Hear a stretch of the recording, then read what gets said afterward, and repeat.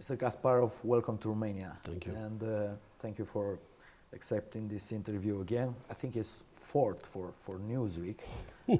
Almost every year you come for the yes, absolutely. That's you come for the chess championship. It's a tradition, yes. Yes, but we always ask you about foreign policy and Russia and Ukraine because we are living this I don't know, challenging times. And even though I think that our first interview was 1 year before the invasion.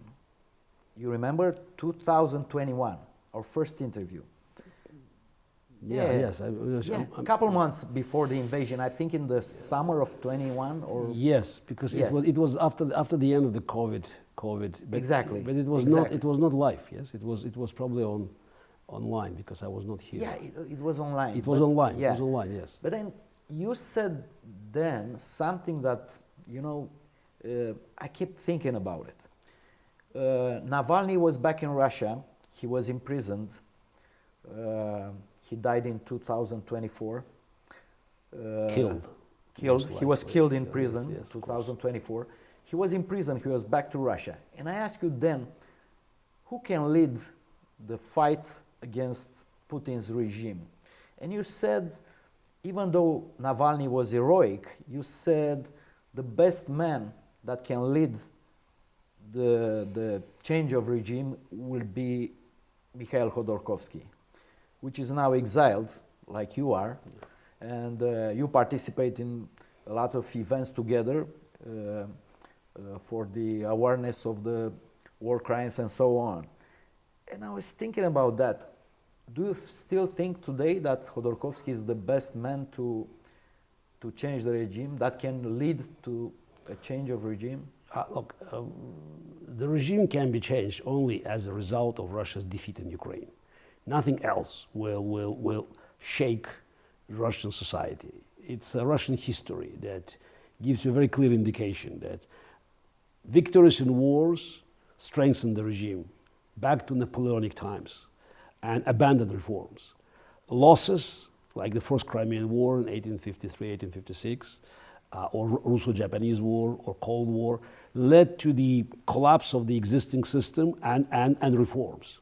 So there's no other way. So Ukrainian war is a test for Russian minds, and we could see now that the imperial virus is so deeply embedded.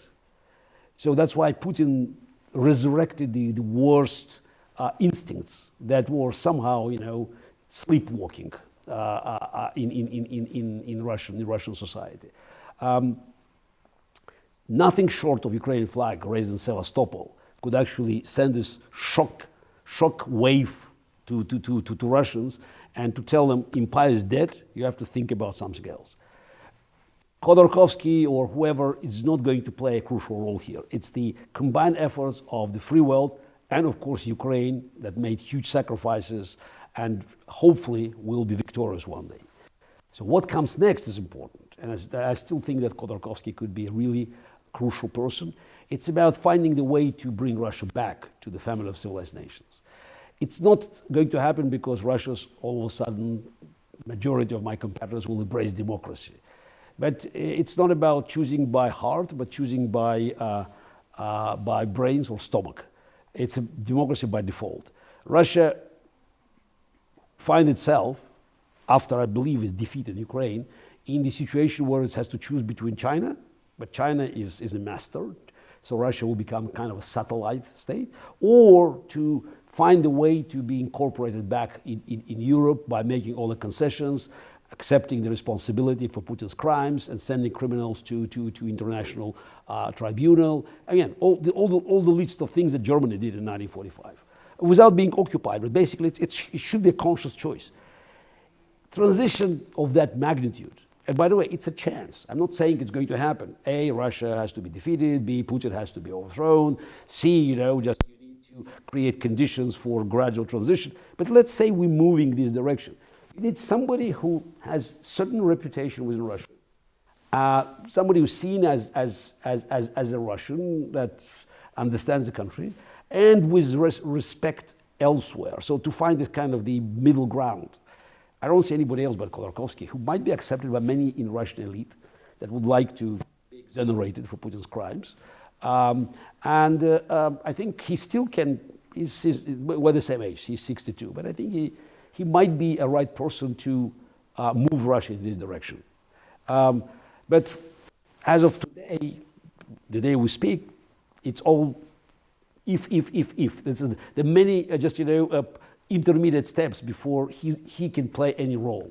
And as of today, it's still war, and this war, I'm afraid, is not going to end tomorrow. You recently said that 1/3 of the Russian people is supporting Putin's war. It's an estimate. Yeah, look, unfortunately, it's everything we say about Russia's estimation. My guess is, from what I can see, read, I mean, the wholehearted support for war, bloodthirsty, let's go kill them. I would be very surprised if it's more than 1/3. What about the other 2/3 of the Russian people?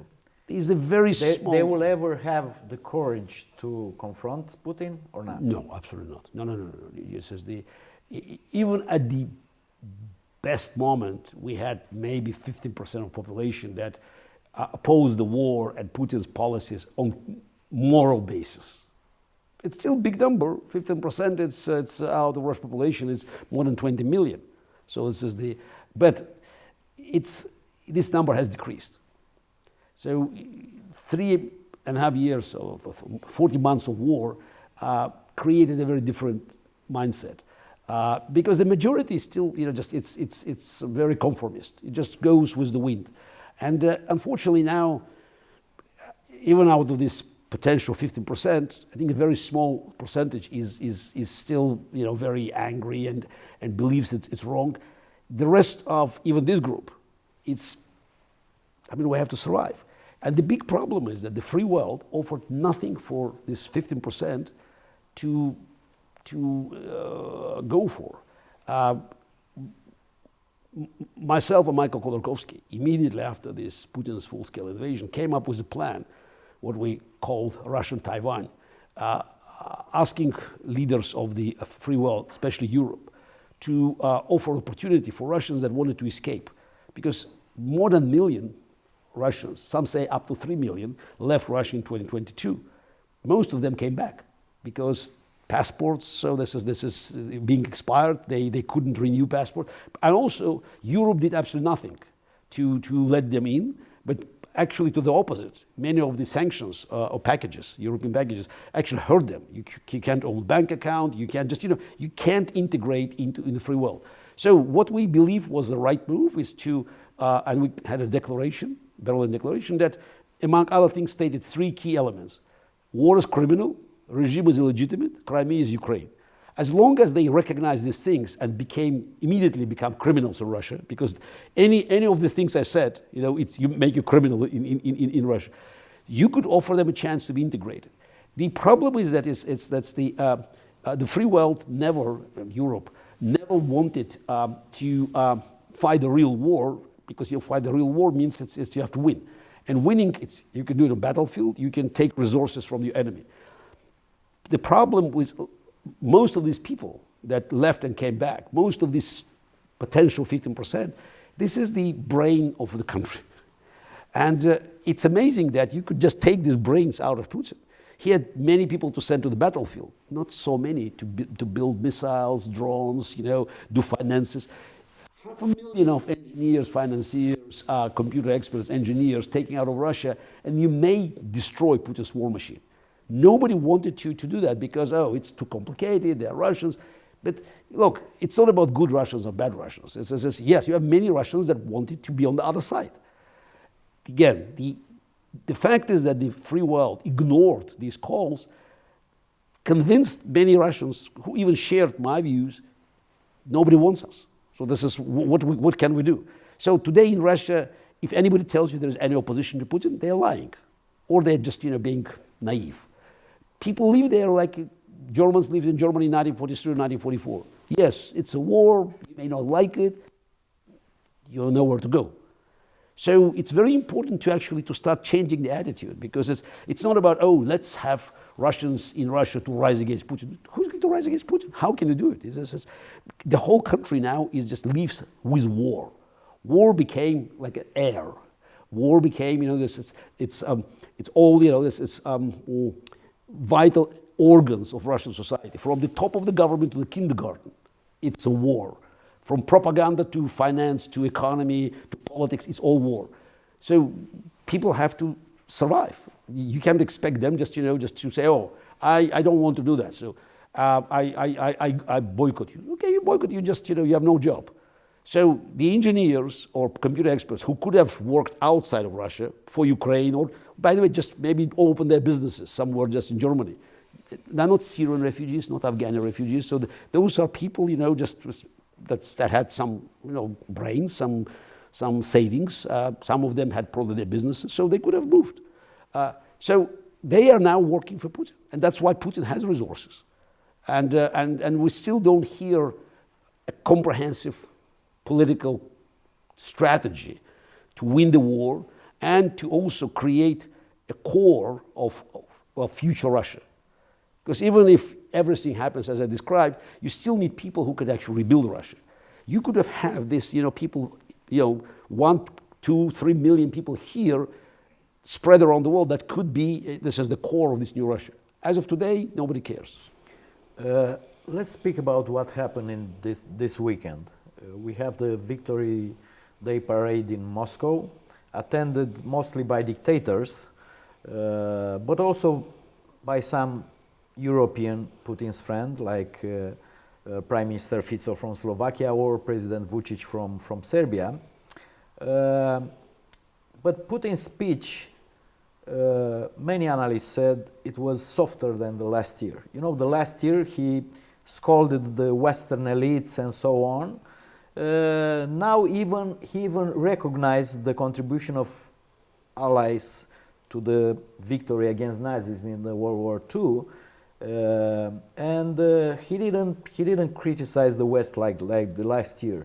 Do you think it's this change in the speech? It's a signal, because today it was this declaration from Putin that he also wants direct talks with Ukraine in Istanbul on May 15. So he's ready to have direct negotiation with Ukraine, which is also a change. Until now, he never said that he will have direct negotiations with Ukraine. Do you think this is a change in tone for his attitude towards war? I think we should look not at the attitude, but at the actions and the policies. Yes, he may change a little bit, just the presentation, the structural presentation, but his message has not changed. So as for the military parade, it's worth mentioning that it's a fake date. This is a Stalin's invention. Right. Stalin didn't want to celebrate as the whole Europe the Victory Day on May 8th because it was signed by Americans. So there was a very low-key Russian general attending there.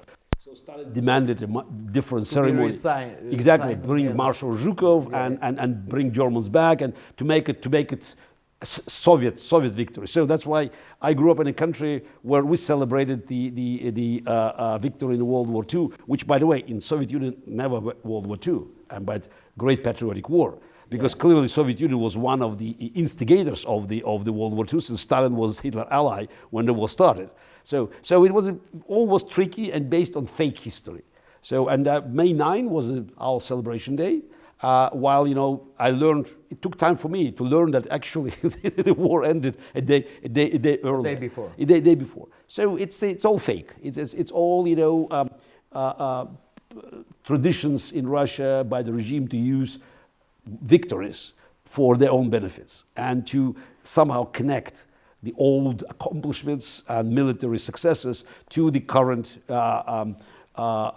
events. This time is connecting the World War II with war in Ukraine, where actually Russia reversed roles with Nazi Germany. Russia is conducting genocidal war, but Putin, and that's official policy of Russia, they are fighting Nazis in Ukraine and also in Europe.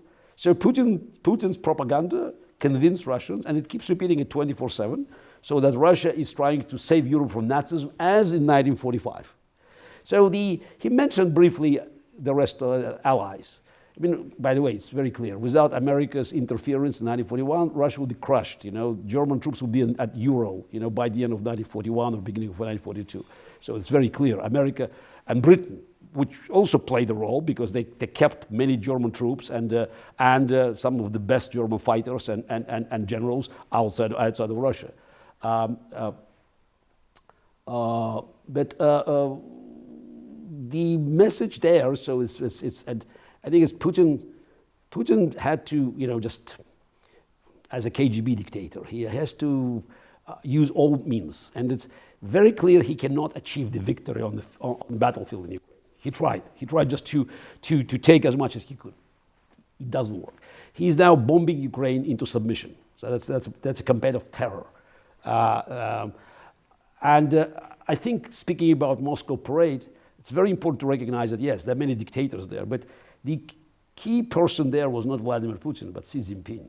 I think it's, if not for Xi Jinping, no Central Asian dictators would have shown up.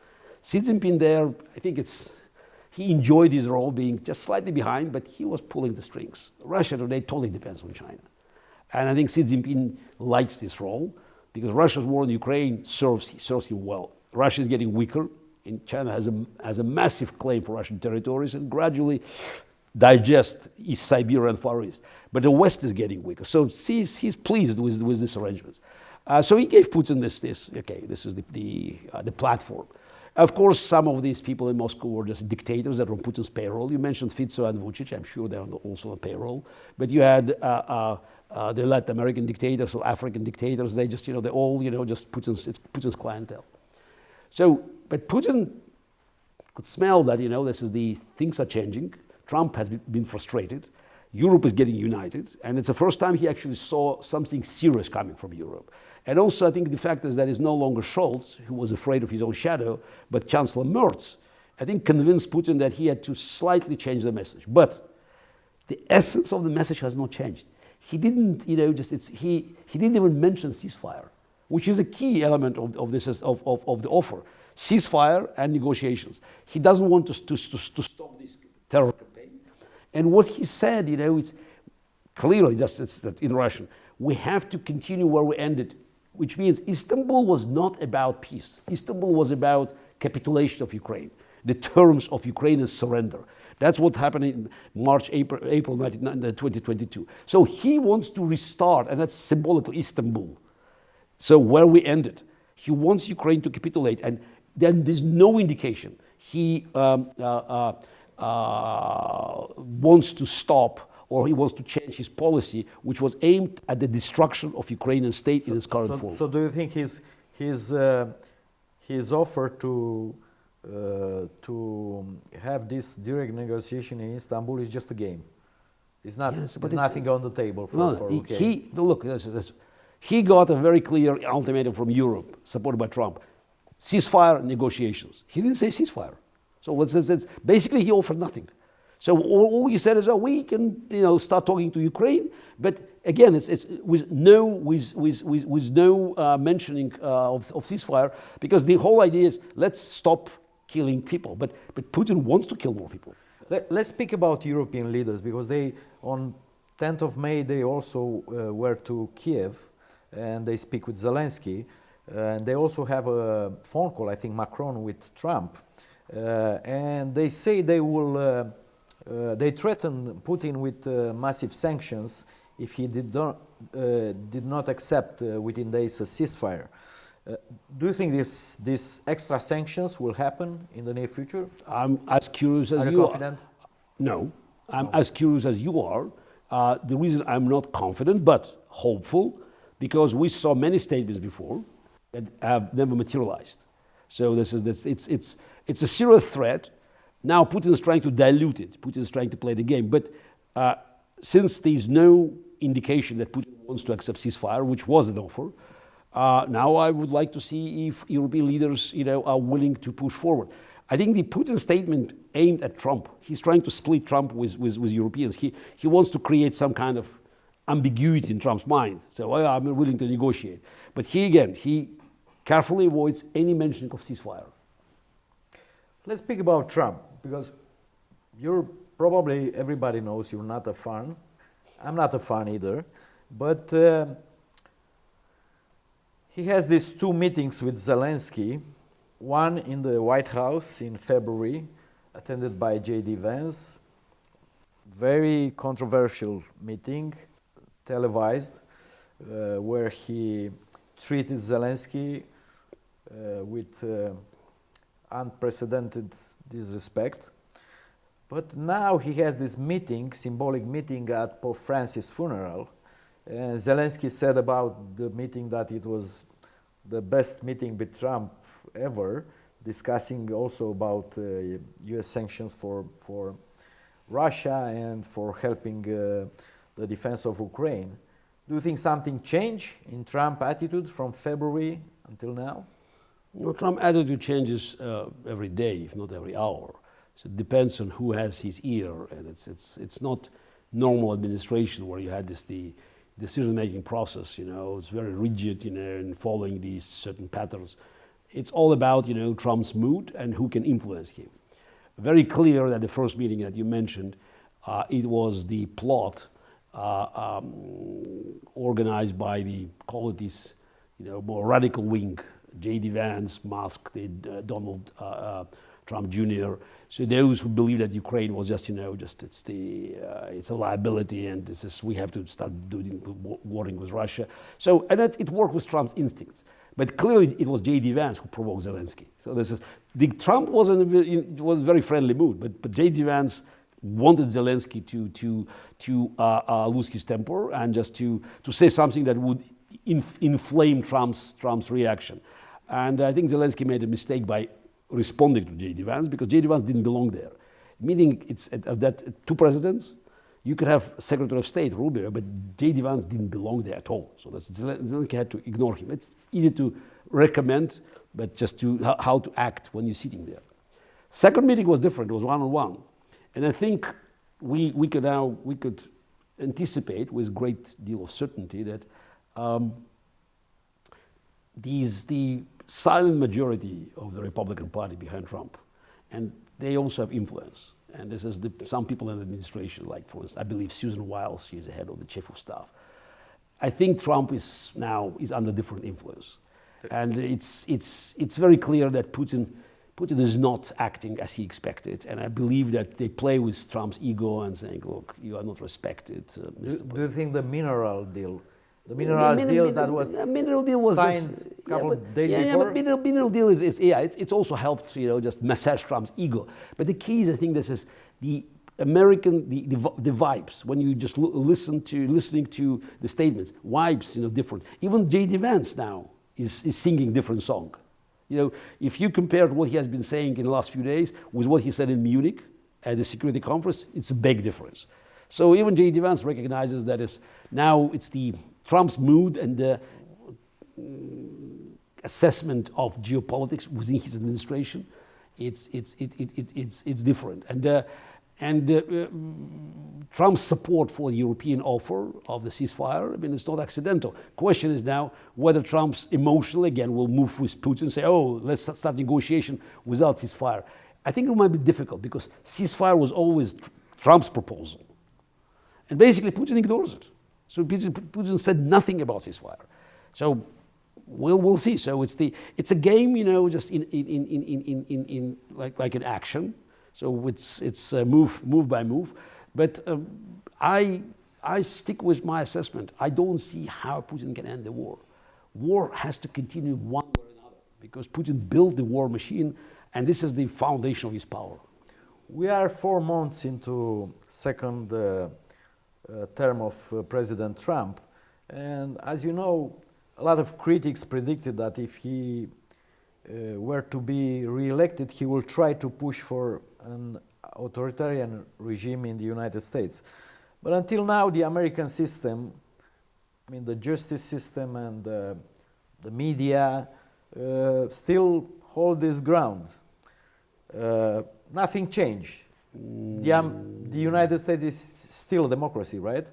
Yes, but yes. Do you think something changed in these 4 months? Of course. We saw already some unprecedented attacks on American judiciary.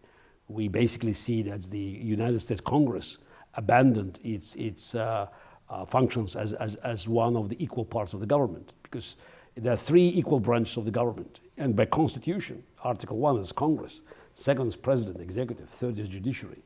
Today, Congress is simply stamping whatever Trump says. So we already have, just as one of the three branches of government becoming extension to the executive office. So Trump basically controls it, and he can push almost anything through. Judiciary is still resisting, but there are more and more calls to impeach judges. So, and Trump, some say he already defied the Supreme Court decision. I don't think yet, but we are on the way of Trump defying court decisions. So America is on the way of the full-scale constitutional crisis. Because the moment Trump defies major decision of the Supreme Court, like birthright citizenship, for instance, then the Supreme Court will have to ask Congress to interfere. Congress will do nothing, and then we're in trouble. Plus, as for media, yes, but media is under tremendous pressure. So the universities, the colleges, I'm not a fan of far-left policies that promoted by these colleges, by Harvard or Columbia, but they are under attack now. That looks excessive to me. Yes, ending the DI programs, this is diversity, equity, inclusion, or pro-Israel, pro-Hamas activities there, anti-Semitic campaigns there. Yes, fine, but dictating them what they should do, it's not the way that you have to handle it. And also the campaign against law firms. Basically, it's extortion. So forcing them just to either to be under pressure by DOJ, the Department of Justice, or to offer Trump some kind of free services. So it's not normal. So countries is on a very dangerous ground. Yeah, American democracy is strong. It's 250 years old, but Trump is trying, and the fact is that Stephen Miller, one of his, henchmen, is openly talking about ending habeas corpus for immigration cases. I mean, that's again, it's really, call it unconventional behavior. And by the way, he keeps talking about taking over Greenland. It's not joke. I mean, it was Trump. Nothing is joke. He never abandoned his claims for Canada. He talks about potentially attacking cartels on Mexican territory. Again, it's just 4 months. You said it's correct. It's less than 4 months. Yeah. But we already see this as in many elements of crisis boiling. Whether the system survives or not, I think it will, but it's a massive challenge. What do you think the people will rise against Trump if he does something like, It's the I don't know trying to silence the media or imprison an opponent. No. We don't know what is the sort of the final straw that basically kills the camel. So this is what will constitute the critical mass that will push Trump back. There's a very small, actually, rather thin majority in the House. So basically, you need 3 Republicans to change sides to end it. 3 only out of 435. You need 4 senators to shift sides. It's easy to say than to do because they're all under tremendous pressure. So but we don't know. If economy doesn't do well, and it's just a very shaky ground, plus all these elements of the crisis being accumulated, we may see some serious pressure on the streets. I think the next year is crucial. So we should see again, it's about patterns. It's about the directions. As of now, there's clearly push from Trump's administration to make him not a king, but it's someone just with massive authority that definitely goes beyond constitutional boundaries. Whether it will lead to a full-blown attack on Republic, again, remains to be seen. I think there's a risk. System is strong. America's democracy is probably the strongest in the world. But fact is that he's trying, And it's a combined effort. At the end of the day, he has his loyalists. It's the head of the DOJ, Department of Justice, Pam Bondi, she's Trump's loyalist. She's a Trumpist. The head of FBI, Trump loyalist. Whether these people, in terms of crisis, follow constitutional Trump orders, it's an open question. The head of the Pentagon, Trump's loyalist, the Hexes. So he's commander of American forces. So we have all elements of a major crisis in place. It's not a prediction that it will happen, but we're talking probably about 50-50 chance they'll try to push it. Let's speak about Trump administration plans about Europe. There is a Pentagon plan to withdraw from Europe some soldiers. We don't know the numbers yet because they are not announced officially. But also you have the top US general in Europe, General Cavoli, who is the Supreme Allied Commander, and he said we shouldn't change anything, we should stay in Europe with this amount of troops. It's roughly 100,000 troops. Most of them are in Germany. In Romania we have only 1,500 American military. And the question in the Romanian society in the last year is, if they withdrew, what we are doing next? Obviously we are not well equipped like an army. We need more equipment. We need more troops here to hold the ground in this area. And what do you think? It will withdraw the troops from Romania or from Poland, or is just another, Trump idea that will not be put in practice in the next years? He's definitely planning to withdraw troops. That's very clear. Not only from here. I think he'll withdraw troops from South Korea. He's going back to America. So this is Trump's view of the world is very simple. Yes, everything that happens in Asia, it should be China. So defending Taiwan, I don't know, but it's still, for me, it's an open question if he defends Taiwan. In Europe, let's Europe talk to Russia and solve the problems. That's none of his business. But everything that happens in the Western Hemisphere, like Canada, Greenland, Panama, Mexico, is America. So he also wants to spend a record amount of money for the military in the next fiscal year. Yes, absolutely, yes. But again, it's not about Europe. Look, he may not do that because, as General Cavoli and many others saying, it's not a good idea. The problem with this is the existing system is very odd, because he said most of the troops are in Germany. What are they doing in Germany? They were in Germany because it was during the Cold War. That was a border. So between Warsaw Pact and NATO. What are they doing in Germany now? What are these troops doing? They have to. If you want these troops to be on the front line, they have to go to Lithuania, to Finland, to Romania. So staying in Germany basically makes no sense. So to some extent, Trump is right. Europe has money, has manpower, has resources. It has to build its own defenses. So European nations only now are just building their defenses. That is, they go just way above 2% of GDP now. Some countries go to 5% of GDP. But, okay, thanks to Trump. He pushed them in this direction. So, of course, thanks to Putin, who's also threatening. But Europe should, come up with its own plan. I actually think that the European Union is probably not well positioned to build its own defenses within the current political structure, because with all due respect, you can't, in all honesty, ask Portugal and Spain to donate for military operation that is happening 3,000 kilometers east or 4,000 kilometers east.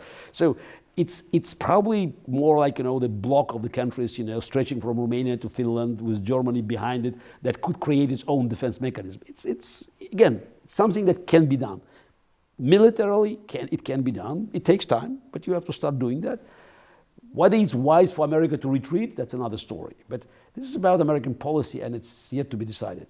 Is America going back? By the way, that was Obama's policy. That was Biden's policy. It's not just Trump. Trump is basically just doing something in more radical fashion. But America's retreating. That's started by Obama. Yeah, the problem is in Romania that you have some 1,000 American military in Mihail Kogălnicianu base to the Black Sea, but you have a couple hundred American personnel in Deveselu, which is part of the missile shield, which is about American security in Europe, not only about Romania. So look, again, I don't think it will happen overnight. yeah. I think it's more about the ground troops. This is fighting. Again, Americans don't want to be engaged in a battle according to Trump, if it happens. Again, having troops in Germany doesn't make any sense. So it's kind of a relic of Cold War. It's time to come up with a new plan, new policy, and I don't think America can totally abandon Europe. But let's not treat NATO as a kind of a sacred cow. I said it in 2024 when NATO pompously celebrated 70th anniversary. I said NATO was dead. As a structure was dead. It's irrelevant because again, you have so many members of NATO that are so far away from Russia. So how do you expect them to contribute? Or that don't want to be aligned with NATO, like Hungary. That's another story. Which doesn't respect the that's another story. That's NATO why policy about Ukraine and so on. Exactly. So that's why again it's time to reconsider everything. So my even bigger concern is that it's about South Korea and Japan and Taiwan, because if America decides to withdraw, that means almost instantly South Korea and Japan will go nuclear because they have no choice. So it's politics in its own process. Trump's intentions are very clear. Instincts come back to America. But he is not the first president of retreat. I guess emphasize that was America's policy started by Obama. Let's wrap off our operations. Let's speak about Romania, because you are here right between the rounds of presidential election. As you know, you well know, last fall we have elections annulled by the Constitutional Court. It's not easy because I tried, it's not easy to explain to people from democratic countries that you had to cancel the elections. I always say because of the foreign influence and so on. But it's not easy, and as you said, Mr. Vance, said some things about democracy in Romania. He gave us as a bad example in Europe at the Munich conference. But the thing is that we have those elections, they were annulled. Mr. Georgescu, who was the front runner, was not allowed to run in this election. Obviously, there are some criminal cases against him. And there is a candidate in his name, which is the leader of the extremist party, Mr. George Simeon. He is an admirer of Trump. He said he's a big fan of Trump. He's a critic of European Union policy. He's a critic of, support for Ukraine. Also, he's a proponent of withdrawing all Romanian support for Ukraine, all Romanian support for Moldova. He also has an interdiction to enter Ukraine and Moldova, as you know. He was accused of meddling with some FSB agents. But if he is elected president, he promises to put Prime Minister Mr. Georgescu, which you well know, you speak about him. He is not only an open admirer of Putin, but he vows not only to get all the foreign troops outside of Romania, but also to nationalize foreign investments and so on. So this is a critical moment for Romania. The elections are next Sunday. I will not ask you to say something about this fight, about the candidates, because you are a foreign citizen, even though you are a friend of Romania. But I hope you have some thoughts to share with our Romanian people about this election and what it's all about. As you said, so being a foreigner, one would have to refrain from taking active part in the election process. But since I believe, and that there are many signs of Putin's active interference, so I think I'm in the position to say something about candidates Putin supported and keeps supporting. And also the views of these candidates, speaking about Mr. Georgescu and Simeon, they are very much aligned with Putin's plans to divide and conquer Europe. I understand that the protest vote in the first ballot was clearly a sign that people were fed up with the system, where you had basically two parties, shifting chairs, but just sharing power for more than 2 decades. And that's probably good, because it's very clear message that you have to start afresh. You needed, different arrangements, and it's not surprising that even the runner-up was also an outsider, not a member of the political elite. So it's a fresh start for Romania. Whether this fresh start will push country outside of Europe and into the hands of Putin remains to be seen. I'm getting more optimistic after spending a week here, because I think that more and more people recognize that it might be a fatal mistake for Romanian democracy. But I also think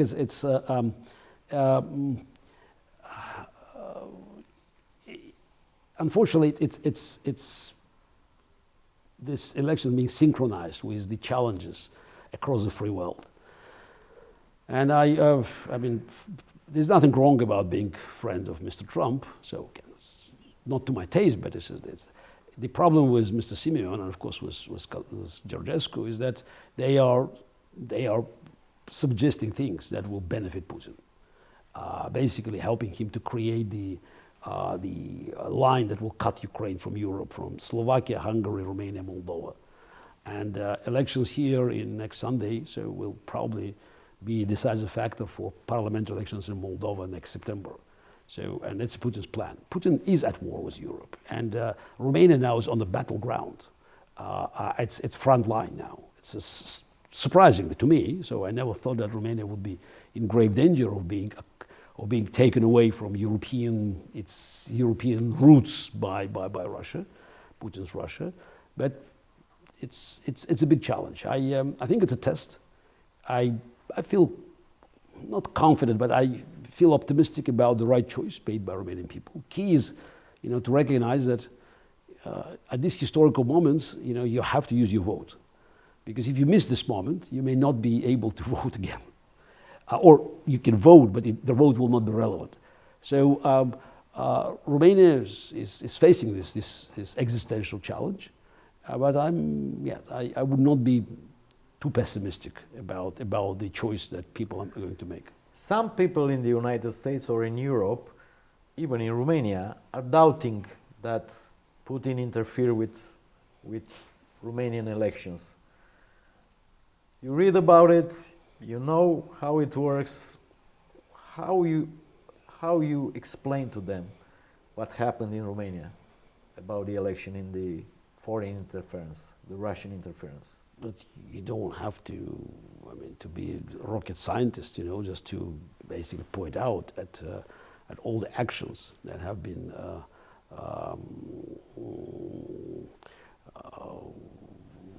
taken by Putin. So I think we saw this tens of thousands of fake accounts supporting Călin Georgescu using TikTok. There's Putin's policy. Putin has been very open about his plans to influence European elections everywhere, so in every country. So Romania is not an exception. And also, you should listen to what they're saying. If you have candidates that are being suspected of supported by Russia, Putin's Russia, and at the same time promoting policies that clearly benefit, we may doubt about number of fake accounts supporting Georgescu or Simeon, but you cannot doubt about policies that he is. They both advocated, they are clearly helping Putin. This is exactly as is written, by Putin's playbook. So I think, we should assume that it's not unlike a coincidence, but it's just a fact of life. We don't like it, but we should be simply, we should be a bit more intelligent and not demanding something. Oh, this is not enough, so we have to see the hard proof. We're not in the courtroom. It's politics, and everything they have been saying, everything that that they have been promoting as ideas, it benefits Putin. So it's same with like AfD in Germany, Alternative for Germany. Yes, you may argue that they are on Putin's payroll. There's indications about it, but their policies, again, voting against any help to Ukraine, just demanding the reopening relations with Russia, buying Russian gas again. So it's yes, you can say it's a coincidence, and my answer is yes. I believe in coincidences, but I also believe in KGB. Thank you very much, Mr. Kasparov.